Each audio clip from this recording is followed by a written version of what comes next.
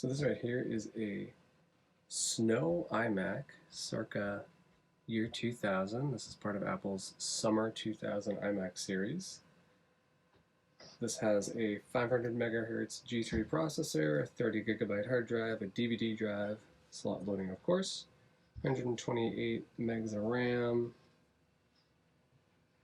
a modem, Ethernet, all the fun stuff. And the reason I'm working on it today is because there's a little issue. It's got a hole in the back of the case, which I covered over with tape. And I recently realized that this chunk of plastic is actually inside the case. So I'm going to take it apart and I'm going to try to glue the plastic back in there. See what we can get from it. Alright, here we are in my workspace. So we're going to pop this panel off the back. See if there are any screws in there that I might care about. Probably these two. This is actually where the video VGA out port was that they added to the slot loading iMacs. Kind of hidden under the panel, and then I'll pull this one out, see if there's anything in here. Nope. All we have in there is the memory slot. I don't know if you can see that, but right there is the memory chip. But I'm probably going to take these screws out and these screws out, and we'll see if that takes the case off. Let's see what we got here.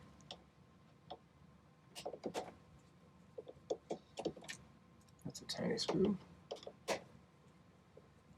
Yes, I know I could go to iFixit.com and get every step-by-step instruction to do this, but this is kind of fun to just try it on your own. With my little helper here.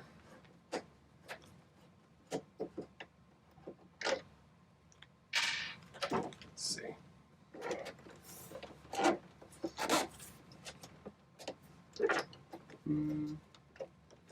Not feeling like a lot has changed.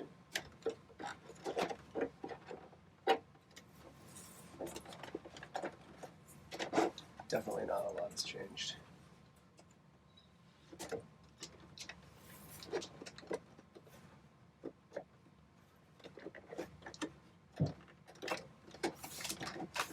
My tape probably doesn't really help either.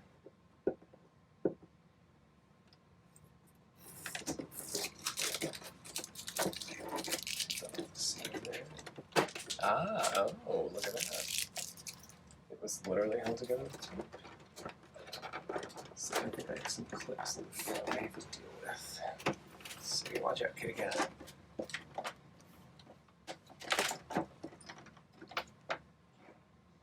What's going on in there?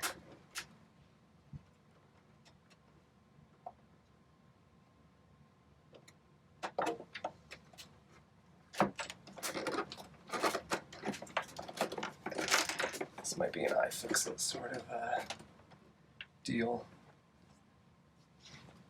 Alright, let's look on the internet. Alright, here we are. Here's the bottom. Got the bottom off. Went to iFixit. All I had to do was pull a little bit more, and it popped off. It was just held on by these little tabs right here. So, that's off. And then out fell some really not iMac looking plastic, this piece of gray, non-translucent plastic, this piece of like rusty red plastic. But in here, if we look really closely, you can see, get down there, there's a little piece of plastic that came from the case, so I'm going to try to dump that out. Tilt it back. Hear that? That's my plastic that I need. I need it to come out, or I need a tool to go in and get it, which I might be able to do if I use my little toolkit. Let's see, we'll try that next. Alright, here we go. I guess I have to take the whole thing apart, unfortunately. Which means taking off this little EMI cover, taking out all of the parts to get to the casing, because the piece is down here and I can't get it through any of these gaps, so I need to take the whole entire shell off, which means I need to take all of the internals out, which I've actually never done before on an iMac, so that'll be interesting.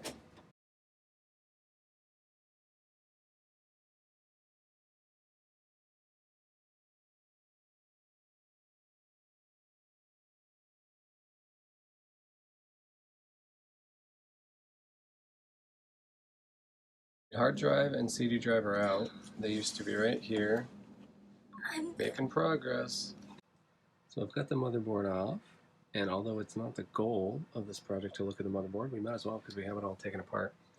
So motherboard's cool because it's two-sided.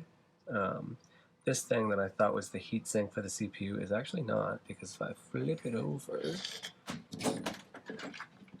CPU is actually right there. And the heatsink is actually on top of this.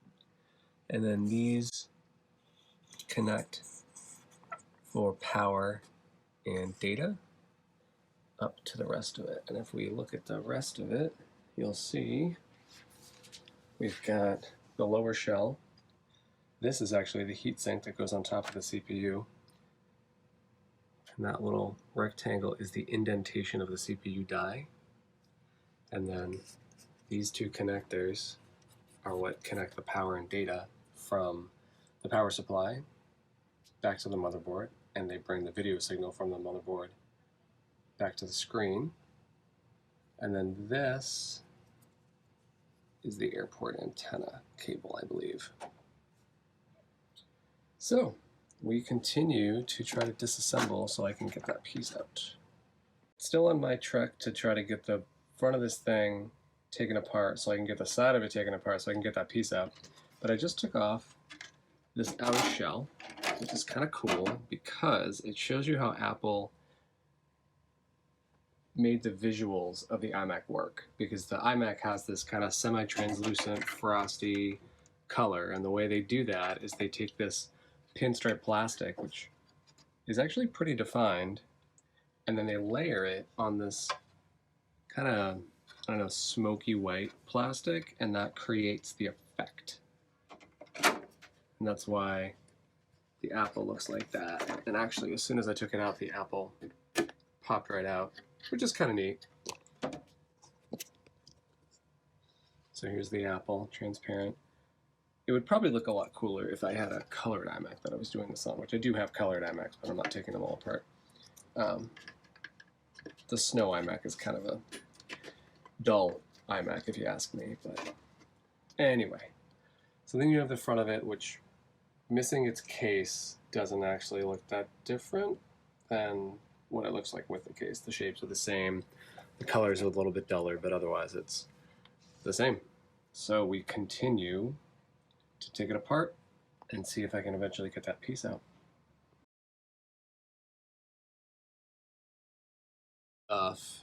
So the front of this iMac was already broken, that was cracked, and as I was handling it, this whole side just kind of popped right off, which is actually what I'm looking for, except not quite in the way I wanted it to happen. But there we go. Ta-da! There's the shell, taken right off. And my piece should be in here somewhere. Let's see if we can find it. And there it is. The piece I've been searching for that belongs right there. See, look at that beautiful color. All right, after all that clipping and unscrewing, we're gonna put the piece back on. So that'll fit right in here. And I'm gonna use some super glue to attach it. We're flush again, but that's because this whole piece comes off. Oopsie.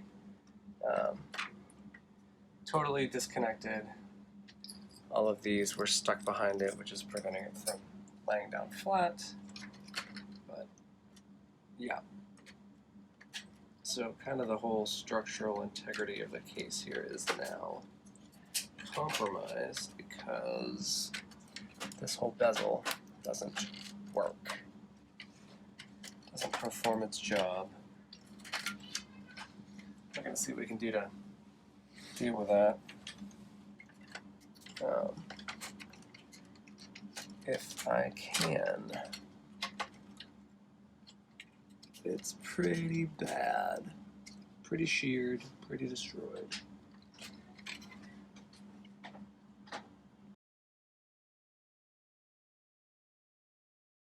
Alright, here's the moment of truth to see if I actually put it back together correctly without breaking it.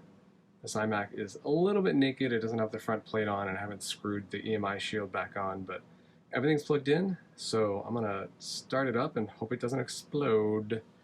Here we go. Turning on the power strip. I heard noise. Let us push the power button. Well, that's a good sign. That means they didn't blow the logic board. Now, I didn't actually run this before I did anything to it, so I don't know if it worked in the first place. I mean, it should have, but we have screen. We have a finder icon. We have a mouse that's working. So while this boots up, you'll see my little issue is that there's a pretty big gap right here on this corner of the screen that does not exist over here, and that is because this front gray bezel that's under here is separated. Oh, I can get the camera going, you can see it. See, it's separated by quite a bit, and that's what is causing the gap.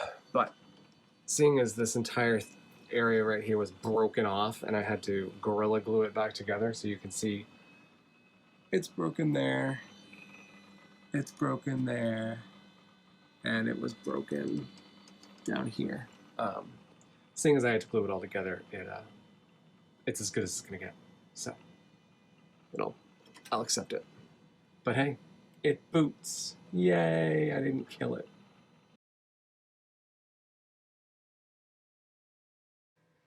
Well, there it is, my reconstructed Mac. So before, this whole piece was missing, and I found it floating around in the front of the case, so I took the whole thing apart, pretty much.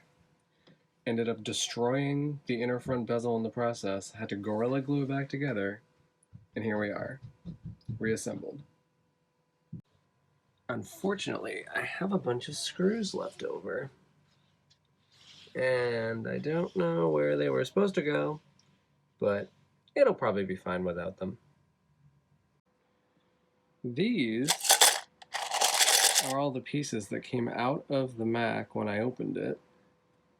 They're part of the inner framing. A lot of them are from behind the bezel that basically disintegrated on me. So yeah, there they are. Don't need those anymore.